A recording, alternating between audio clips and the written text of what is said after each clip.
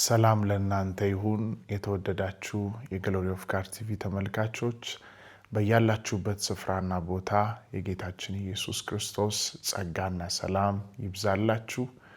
በጌታ ወንድማችሁ ነቢይ ዘካርያስ ወንድሙ ነኝ። በፊታችሁ የቀረብኩበት ምክንያት አንድ አጭር መልእክት ለመናገር ነው። ይህንን መልእክት በዓለም ዙሪያ ላሉ ኢትዮጵያውያን፣ ኤርትራውያን ሼር እንድታደርጉልኝ በጌታ ፍቅር አሳስባለሁ። በእግዚአብሔር ጸጋና እርዳታ ባለፉት ጊዜያት ላይ በህዳር 26፣ 27፣ 28 በጎንደር ሙሉ ወንጌል ቅጥር ግቢ ውስጥ ታላቅ የሆነ የወንጌል ፕሮግራም የወንጌል ኮንፈረንስ ተዘጋጅቶ ነበር። በእነዚህ ጊዜያት ላይ እግዚአብሔር በጸጋውና በምሕረቱ በኃይሉ ረድቶን በርካቶች ከጨለማ ወደሚደነቅ ብርሃን መጥተዋል። ብዙዎችም የታሰሩ ሰዎች ነፃ ወጥተዋል። እንደገናም የታመሙ ሰዎች ተፈውሰዋል። ክብር ሁሉ ለኢየሱስ ይሆንለት።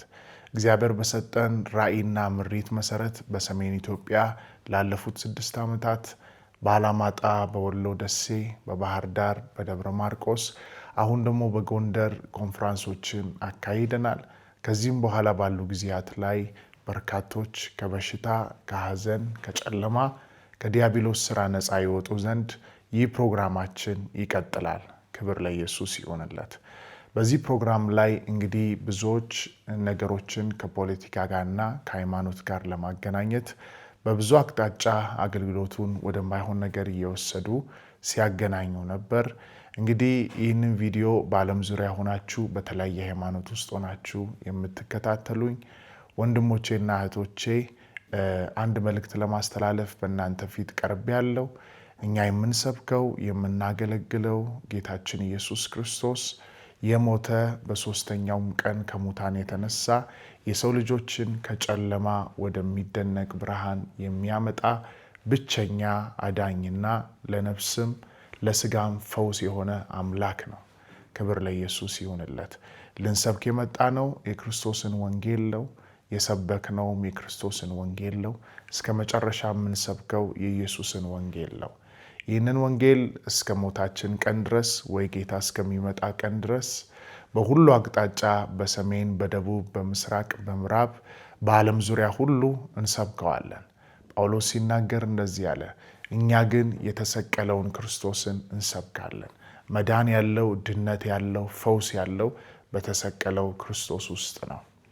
ይህ ኢየሱስ ለእኛ ሲል የሞተ በሶስተኛው ቀን ከሙታን የተነሳ በአብ ቀኝ ከብሮ ያለ ሐዋርያቶች ወንጌልን እንደሰበኩልን ሐዋርያት ሥራ መጽሐፍ ምዕራፍ 4 ቁጥር 12 ላይ መዳን በሌላ በማንም የለም፣ እንድንበት ዘንድ ከሰማይ በታች የተሰጠ ሌላ ስም የለም። ከሰማይ በታች ሌላ ስም የለም የሚያድን። ጌታ ኢየሱስ ይባረክ። ሐዋርያቶች አባቶቻችን የክርስቶስን ወንጌል ተቀብለው ወንጌልን እዚህ ያደረሱ አባቶቻችን ሲሰብኩ ስለ ኢየሱስ ነው የሰበኩት። ሲናገሩ ስለ ኢየሱስ ነው የተናገሩት። በርካቶችም የዳኑት በዚህ ወንጌል ነው። ስለዚህ ለመስበክ የመጣ ነው። ከዚህ በኋላም ለመስበክ የምንሄደው ይህ የኢየሱስን ወንጌል ነው። መዳን ያለው በዚህ ወንጌል ውስጥ ነው። ሃይማኖት አያድንም። የሚያድነው በክርስቶስ ላይ ያለ እምነት ነው። አዎ እምነት ያድናል።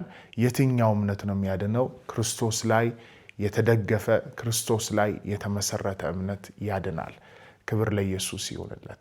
ስለዚህ ይህን ቪዲዮ እየተከታተላችሁ ያላችሁ ቅዱሳን አሁንም የክርስቶስ ወንጌል በሁሉ አቅጣጫ በሰሜን፣ በደቡብ፣ በምስራቅ፣ በምዕራብ ይሰራል። ለምድራችን ኢትዮጵያ፣ ኤርትራ እንድትጸልዩ በጌታ ፍቅር ጥሪ ያደርጋለሁ። ከመቼውም ጊዜ በላይ የኢየሱስን ወንጌል የምናሰፋበት የምንሰብክበት ጊዜ አሁን ነው። የኢየሱስ መምጫ እጅግ የተቃረበበት የደረሰበት ጊዜ ስለሆነ የክርስቶስ ቤተሰቦች ይህንን ወንጌል በተለያየ አይነት አቅጣጫ መስበካችንን እንድንቀጥል በጌታ ፍቅር ጥሪ ያደርጋለሁ። በተለያየ ሃይማኖት ውስጥ ያላችሁ ወንድሞቼና እህቶቼ እንወዳችኋለን። እንደገናም ደግሞ ያላችሁበትን ሃይማኖት እናከብራለን። በተጨማሪ ግን በዋናነት ይህንን መልእክት ለእናንተ ላስተላልፍ ፈልጋለሁ። ሰዓቱ በጣም ስለተቃረበ፣ ጊዜው ስለደረሰ፣ የኢየሱስ መምጫ ስለተቃረበ ኢየሱስን ወደ ልባችሁ እንድታስገቡ ኢየሱስን እንድትቀበሉ በጌታ ፍቅር ጥሪ ያደርጋለሁ። በሰሜን ያላችሁ ቅዱሳን፣ በሰሜን ያላችሁ የጌታ ቤተሰቦች ከመቼውም ጊዜ በላይ ወገባችሁን ታጥቃችሁ በጸሎት በክርስቶስ ኢየሱስ ወንጌል እንድትበረቱ ጳውሎስ ኤፌሶን 6:10 ላይ እንደተናገረ በጌታና በኃይሉ ችሎት የበረታችሁ ሁኑ አለ። መበርታት ያለብን ጊዜ አሁን ነው። በተለያየ አይነት አቅጣጫ የሚነሳብንን ዛቻ፣ ክፉ ነገር ሁሉ ወደ ጎን አድርገን በክርስቶስ ኢየሱስ ልንበረታ ይገባል። ጌታ ኢየሱስ ይባረክ። ለዚህ በጎንደር በነበረን ፕሮግራም ላይ የክርስቶስ ወንጌል ብቻ ተሰብኳል። ወደዛ ምድር ስንሄድ የላከን የሰማያዊው መንግስት ነው። ኢየሱስ ክርስቶስ በሰጠን ቃልና በመንፈስ ቅዱስ ምሪት ወደዛ ምድር መተናል።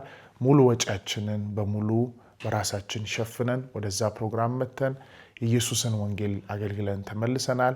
ስለዚህ ከዚህ በኋላም ባሉ ጊዜያቶች ላይ በሰሜን ኢትዮጵያ ላይ፣ በደቡብ፣ በምስራቅ፣ በምዕራብ ኢትዮጵያ ላይ ይህ ወንጌል በኃይልና በስልጣን ይሰበካል።